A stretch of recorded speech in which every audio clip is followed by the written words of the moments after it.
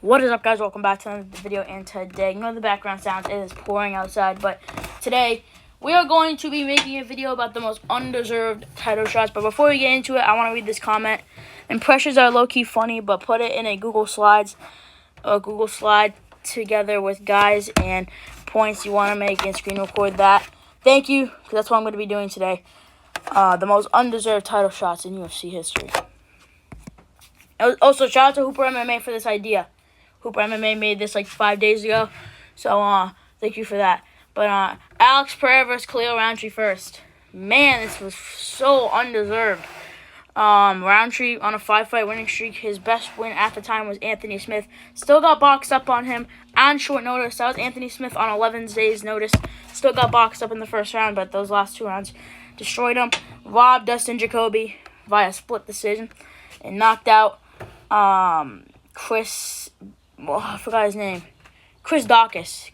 And then another guy, he got freaking leg kick TKO'd. Like he stomped on his leg or something.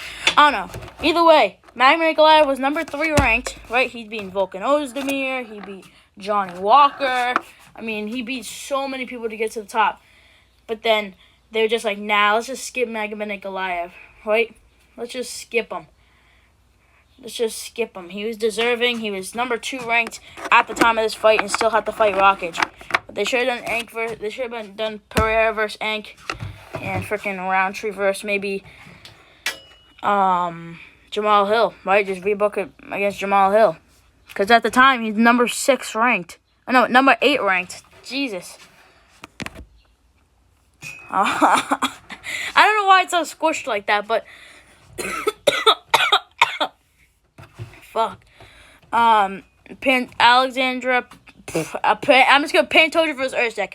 Usyk, 3 fights in the UFC. Number 10 ranked. Best win was Matt Schnell.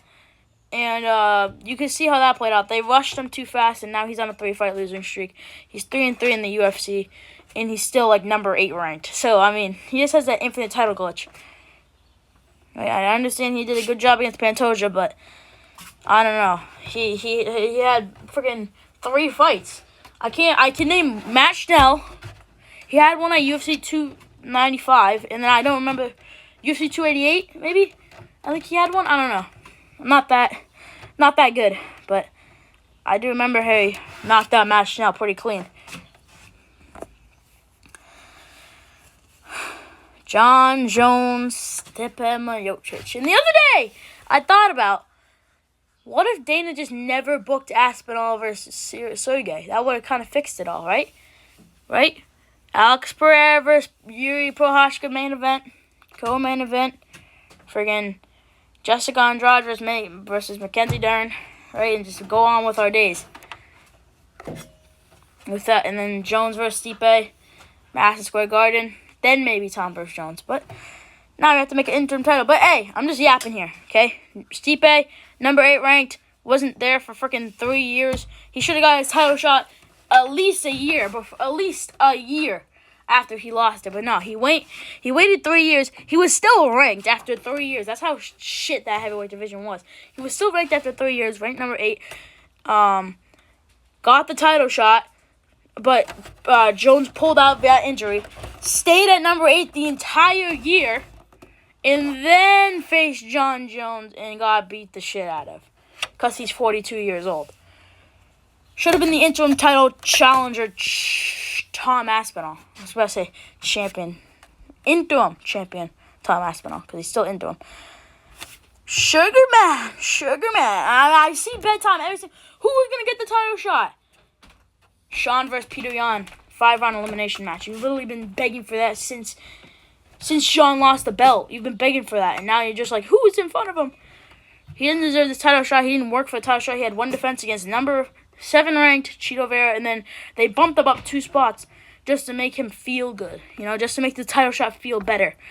Bump him up 2 spots to number 5 ranked at the time of the defense.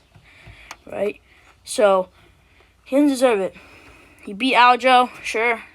Premature stoppage. Before that, he robbed Peter Yan. And then before that, he had a no contest with Pedro Munoz. I'm just saying. Sean got fast tracked to the title, and now he's getting another rematch. When he loses this fight, he's going to the back of the line. He's gonna have to fight at least 3 times. Corey Sandhagen, maybe Song Yadong, Corey Sandhagen, Umar. And I doubt that he's even gonna beat one of those people. He would probably beat Song Yadong, but Corey boxes him up in 2. Umar, don't even. Right, you saw what Marab did to him. Marab's sons, right there. Marab's sons.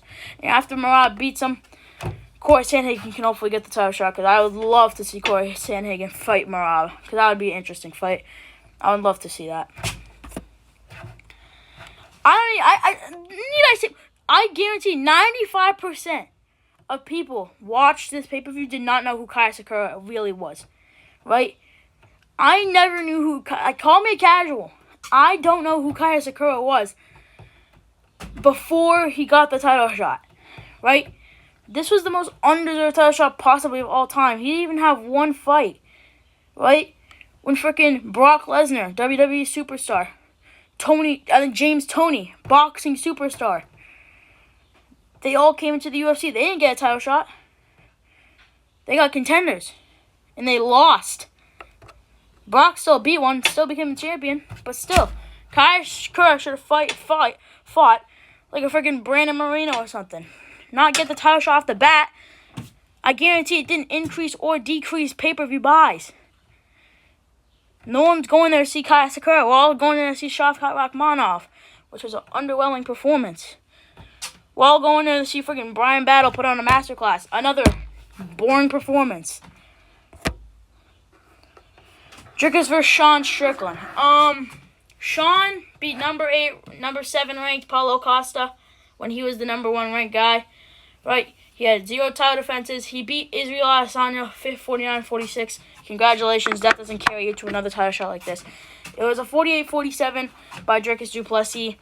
Okay, fair enough, but that does not warrant a rematch. It should have been Khamzat Chimaev in that place, and Sean Strickland should have faced like a freaking Broalo or something. Or like a Nasruddin Imavov too, because Nasruddin does beat him now. I think Nasruddin can beat Sean Strickland now, because he's definitely new and improved. I mean, he beat Izzy, right? This is not undeserved, and I'll tell you why. Okay, because this was gonna be the end of the video, but people are gonna be like, "Where's Dricus versus Adesanya?"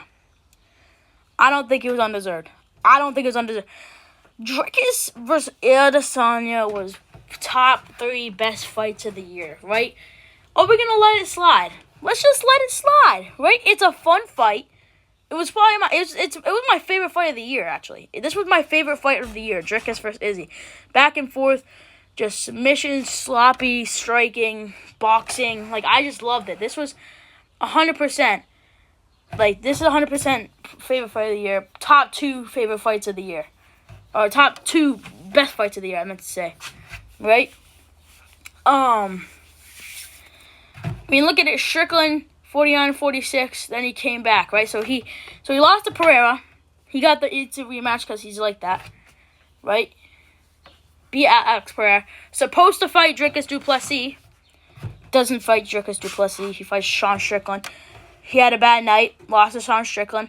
And then he got his I guess well-deserved. I mean, it wasn't well-deserved, but I mean, Dricus beat Strickland, right? So I think he should have got it because, right, supposed to fight Dricus instead of Strickland. Strickland got a fluke because he was lucky because Dricus was injured, right? And either way, it was a fun fight. Just let it slide.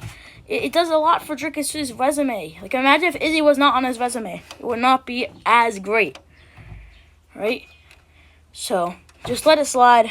But that's the most undeserved title shots, I'll say, in UFC history. But, yeah. Oh, the most undeserved title shots ever. So, yeah. Thank you guys for watching this video. Catch you on the next one.